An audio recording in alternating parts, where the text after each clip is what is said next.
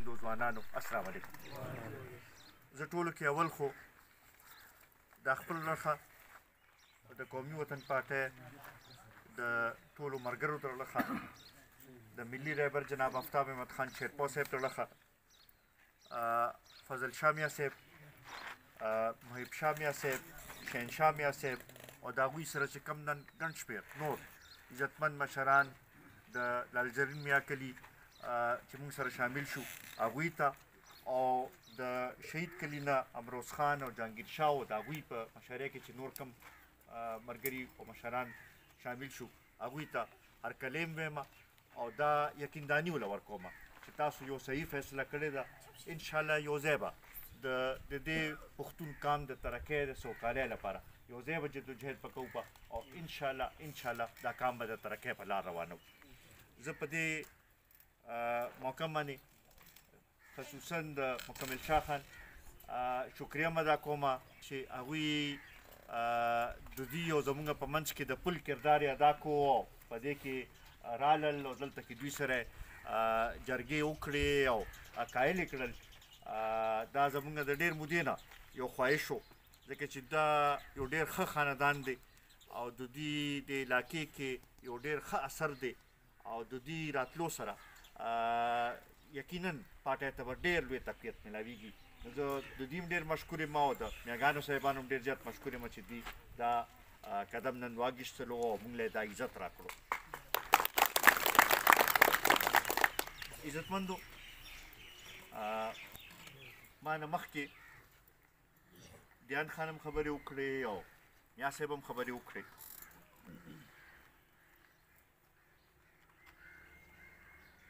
خصوصا د پښتنو چې کوم مسایل دي او دا کوم صورتحال چې کوم جوړ دی په هغې باندې دوی خبرې وکړې. زه به په هغې باندې هم راځم خو یو طرف ته دوی دواړو یو اشاره وکړه او هغه دا وه چې د ارچن د هسپتال خبره وکړه. دغه خبره چې دوی کول لګیا وه زما ذهن کې یو سوال را پیدا شو چې میا صاحب 9 کاله دلته کې د پی ټي آی حکومت تیر شو او د دوی بشرانو سره که دې وخت کې هم کښېنې یا په سوشل میډیا باندې وګورې نو ټولو کې اول به راته وایي چې په صحت کې مونږ دومره کار کړی دی او دومره کار کړی دی او دومره کار کړی دی. نن ستاسو په وساطت دا کم کسان چې د تېرې اسمبلۍ کې ناست وو د هغوی نه دا سوال کومه چې که واقعي تحریک انصاف په دې 9 کالو کې په صحت کې څه کړی وې نو آیا د ارچن د هسپتال ایم ایس په نن دا سوال کو چې یاره ما ته دې شي ضرورت دی او ما ته دې شي ضرورت دی. دا یو سوال جوړېږي او دا زما خیال دی چې ډېر څه تاسو ته دې نه ښکاره کېږي.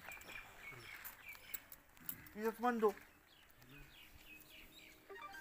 9 کاله زما خیال لګاتار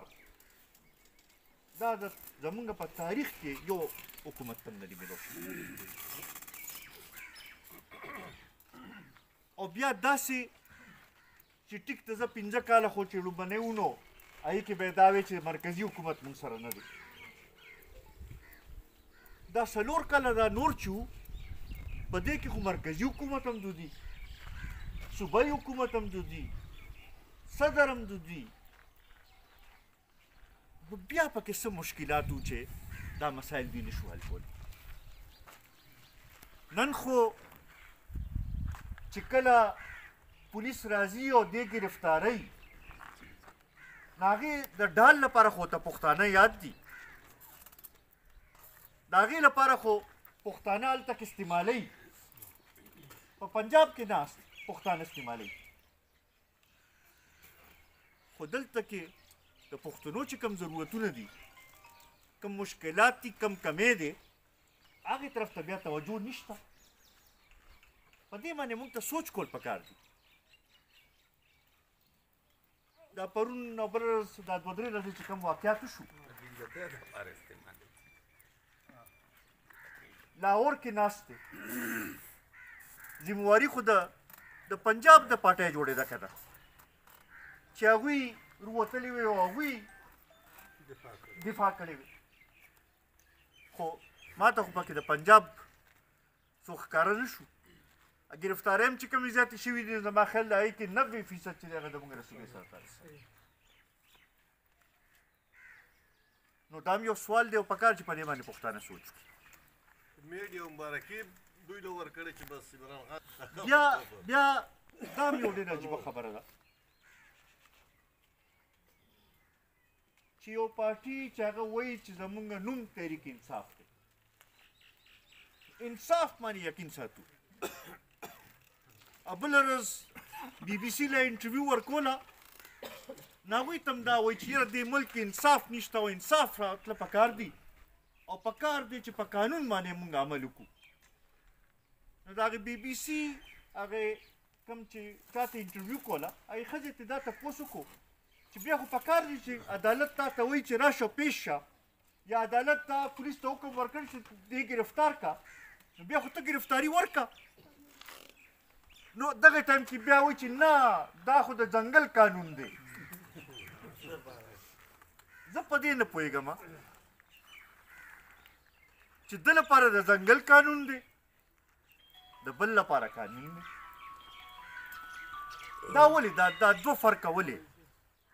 دا خو به اوس پورې ده وې چې دوه نه یو پاکستان اوس مونږ وایو دوه قانونه نه یو قانون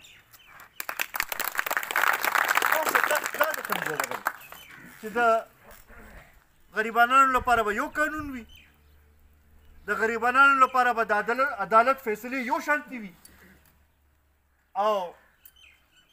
د چهیتاګانو لپاره به یو شانتي فیصلې وي دې باندې سوچ کول پکار بیا دغه شانتي 9 کاله کې زمونږ چې دې صوبې سره څه وشو په هغې باندې لږ سوچ کول پکار یو طرف ته 15 کاله چې کوم حکومتونه تیر شوي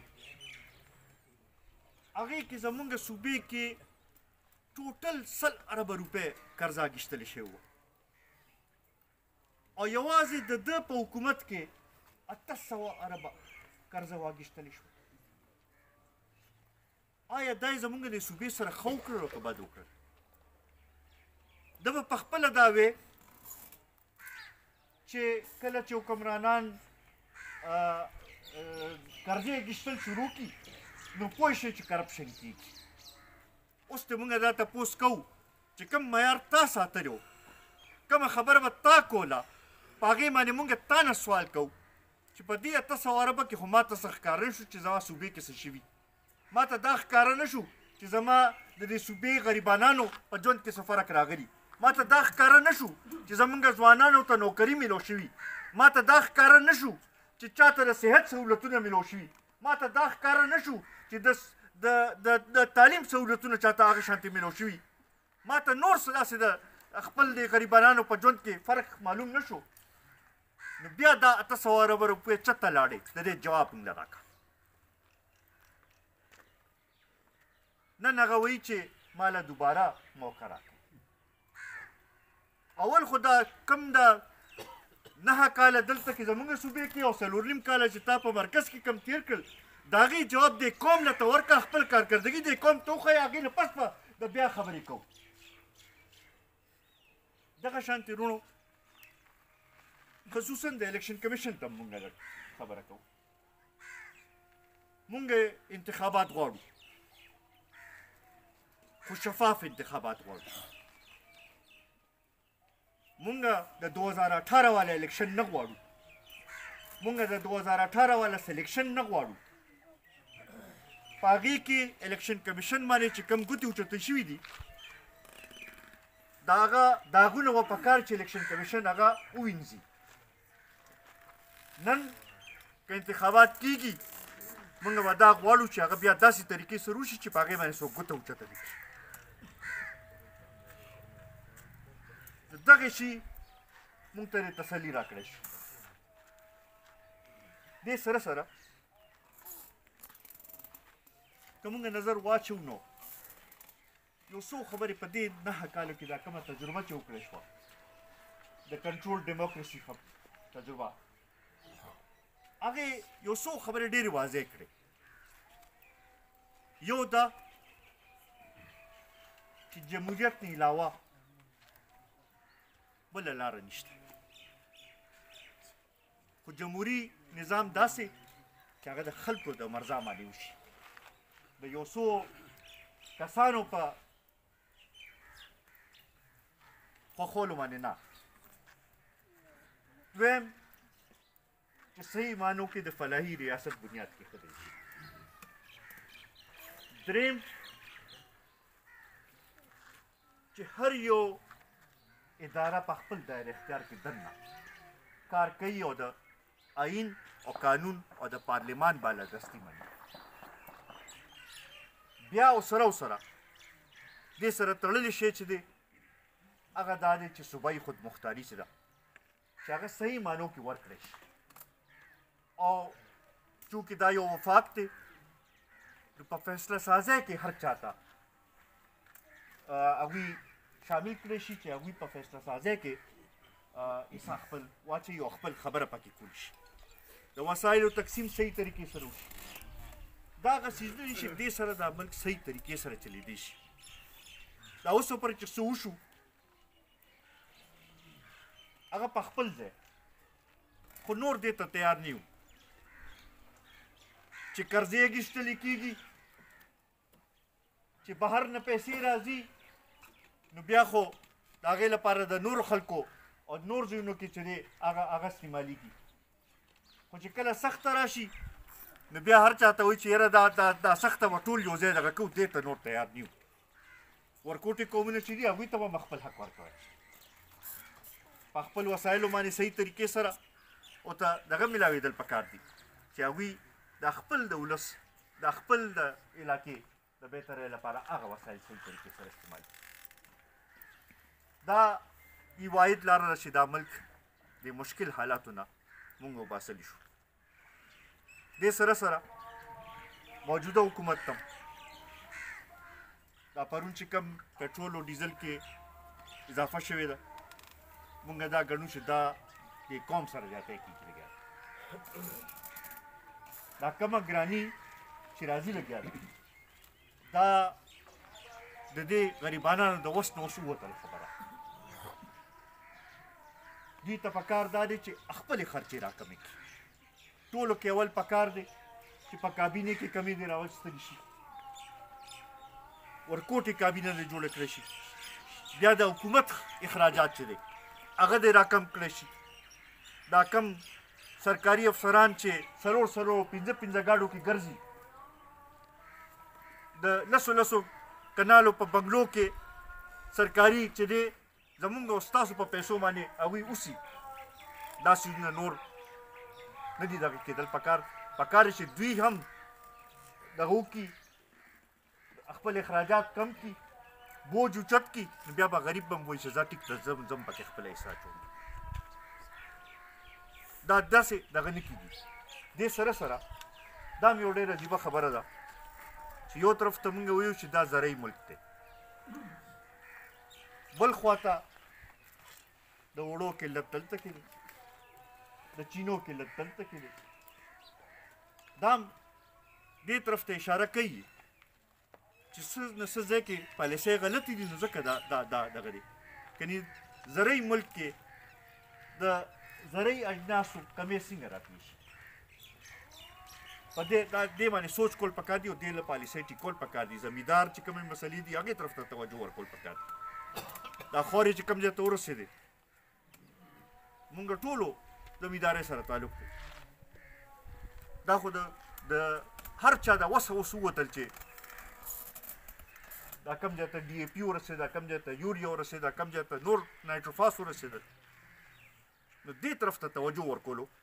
ضرورت دی. انشاءالله دا تاسو سره قومي وطن پارټي لاس کوي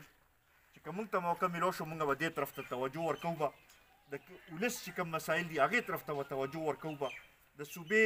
د پښتنو چې کوم حقوق دي د هغې طرف ته به موږ توجه ورکوو به دلته کې د ترقۍ لپاره کوشش کوو به کبي چې څنګه چې دوی د هسپتال دا مسلې یادې کړي دغې طرف ته صحیح طریقې سره توجه ورکول چې د ښاریو کې خو ټیک ته مسایل به حل کېږي خو د کلو کې چې دی چې دا مسایل حل شي نو هله به موږ وایو چې یو کامیابه دغه جوړه شوه پالیسي جوړه شوه زه یو ځل بیا د فضل شاه میا صاحب او د هغوی د کورنۍ او د شهید کلي نه کوم زموږ ملګري چې شامل شو د هغوی ډېر زیات مشکور یم کومو ملګرو چې په دې کې یو کردار ادا کړی د هغوی ډېر زیات مشکور یم د پارټۍ ملګرو ته به مې دا خواست دی چې نن نه پکار چې موږ خپل تیاری شروع کړو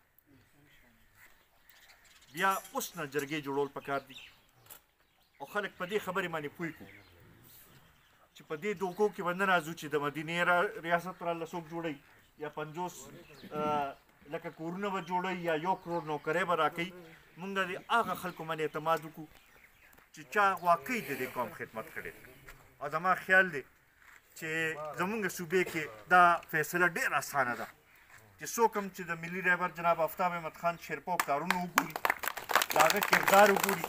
نو بیا هغه ته بیا بل څه فیصله کولو کې ډېر زیات اسانه دغه دی د هغه لپاره بل بیا څه چویس جوړېږي نه نو دا خبر چې دا پکار چې موږ هر ځای ته ورسو او هر ملګري ته هر کس ته دا ورسو جرګې جوړې کړو او خلکو ته ووایي چې بی راځئ چې د جناب آفتاب احمد خان شیرپو لاس مضبوط کړو چې هغه زموږ مسایل حل کړي زموږ د بچو مستقبل روښانه کړي زموږ دا علاقه چې دې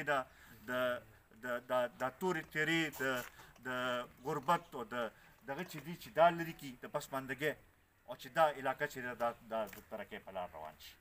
زه یو ځل بیا د ټولو ملګرو ستاسو ټولو ډېر زیات مشکور یم چې موږ له دا موقع راکړه د میا صاحب دي او د هغوی د کورنۍ ډېر زیات مشکور یم ډېره مهرباني ډېره مننه